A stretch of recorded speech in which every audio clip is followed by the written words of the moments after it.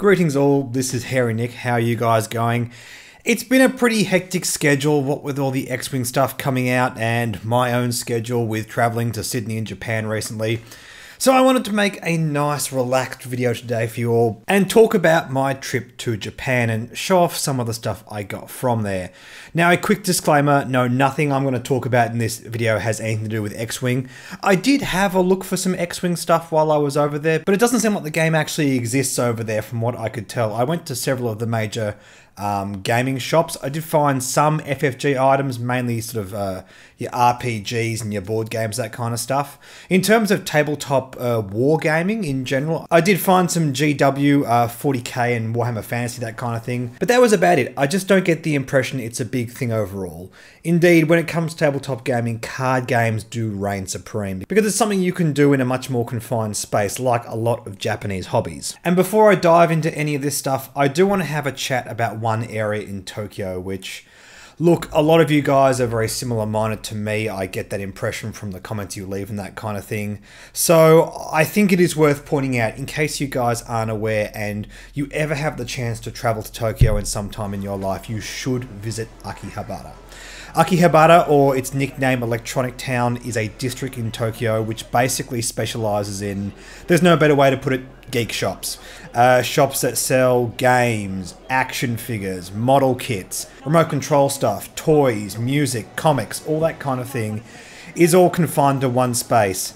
I love living in Melbourne, but I can count the amount of game shops in the central business district on one hand alone. Whereas you go to Akihabara and every other shop sells games or figures and something like that. I set myself an entire day to actually look through all the shops. I hadn't previously had that experience. I've been to Tokyo several times before. I go there on business. I'll talk a bit more about why that is in a second. But I do just want to hammer this point home because a lot of the stuff I'm about to show you is from there. And it's a place that I fully encourage you guys to travel to at least once in your life. There's no other way to put it. For people like me, this is an utterly incredible place to be.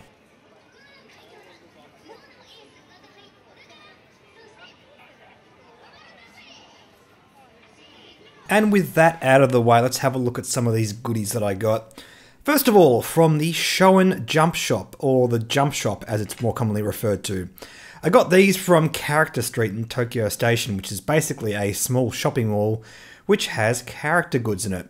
Shoen Jump being the comic book brand that handles things like Naruto and Dragon Ball and I think My Hero Academia, basically all the massive animes. They had these posters on sale. Now when I first got this poster, I couldn't tell which one was in the box. I didn't really mind which one I got, but on the front of the stand was this image of Bulma and Goku riding some kind of a chicken dinosaur while Bulma wields a blunderbuss, and I thought, yeah, that's pretty cool.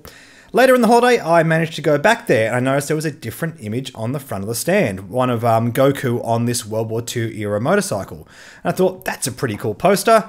I got it home, I opened it up, and it wasn't that one at all. It was this one here, which is the full cast of Season 1 of Dragon Ball. Which was a lovely surprise because I actually really loved the design on this particular poster. I'm going to hang these up next to my Star Wars posters so they'll be in my facecam videos from now on. Next up we have a playing card deck based on Dragon Ball once again.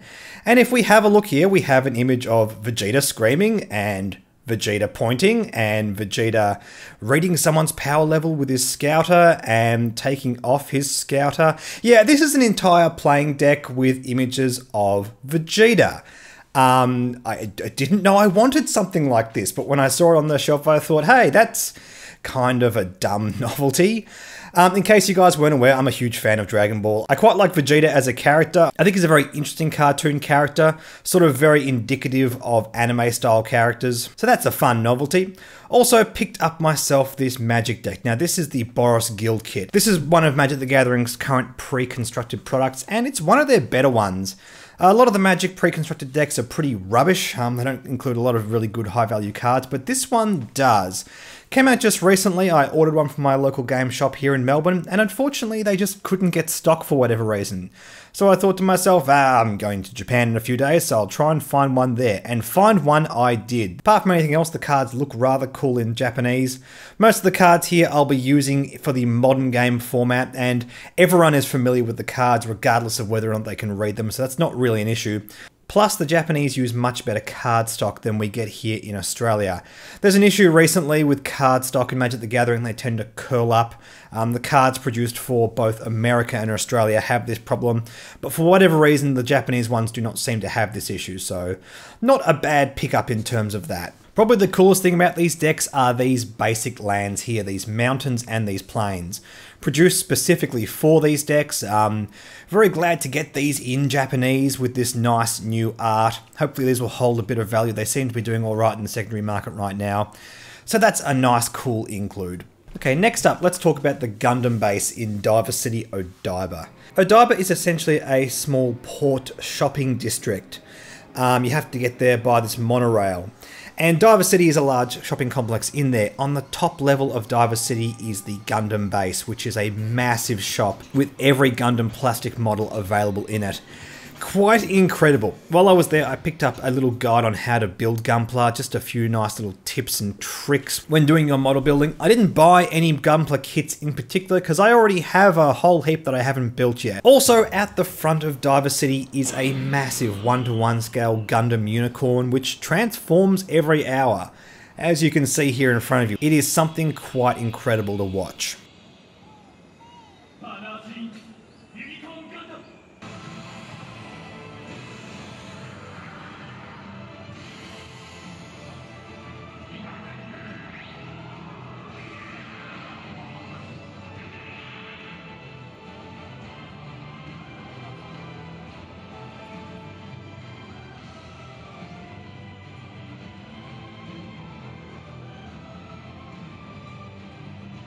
I did, however, pick up a couple of plastic kits while I was in Tokyo.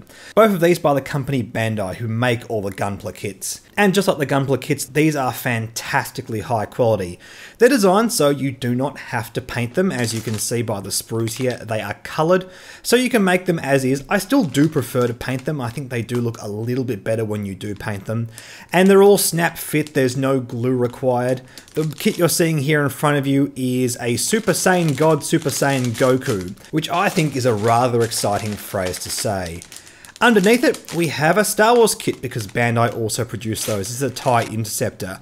Just a quick note, in the comment section guys, would you like to see any videos of me building this kind of stuff? When I first made this channel, that's actually something I was very keen to do. But after I started talking about X-Wing, well, that really took off and that's what people were most keen to do, so I kind of put the rest of that aside. But if you'd like to see some more general videos on more hobby stuff like building kits and painting, I'd be more than happy to do that. So in the comment section guys, let me know if you'd like to see that.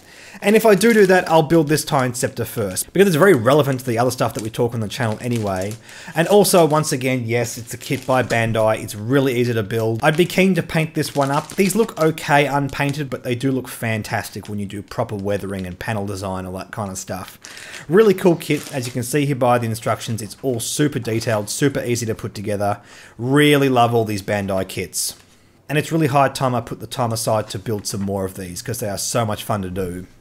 Okay, one last item I want to show you guys.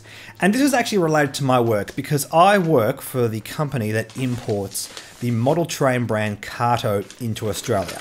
So I'm going to say that as a disclaimer first because I'm going to talk quite glowingly about a Kato product right now, which might seem disingenuous, but frankly I don't care because these items are just incredible. This is a bullet train, and painted on the side is the color scheme of a kaiju from the anime Neon Genesis Evangelion, specifically Evangelion 01. I just could not walk past this. I knew it was available. I wasn't sure if Kato was still going to have some in stock, but when I visited their shop, I saw it on the shelf and I just had to have it. Probably blew my budget a bit, but look, I don't care. There are very few countries in the world that put as much care into their scale models as Japan, and very few companies even within Japan who put as much care as Kato do. The detail on the plastic, the ink work and the printing is just utterly superb. As you can see here alongside the instruction manual, you have all the decals to add all the numbering onto it. I'm not going to do that. I'm going to keep this absolutely 100% stock because I don't want to ruin this model. Yeah, this is something quite special, and I just could not help but show it off on camera. Anyway guys, I hope you enjoyed that, something a little bit different from my channel. Don't forget to like and subscribe, like me on Facebook, follow me on Twitter and Reddit. Please consider supporting my Patreon, thank you to all my existing patrons. I'll catch you guys in the next video.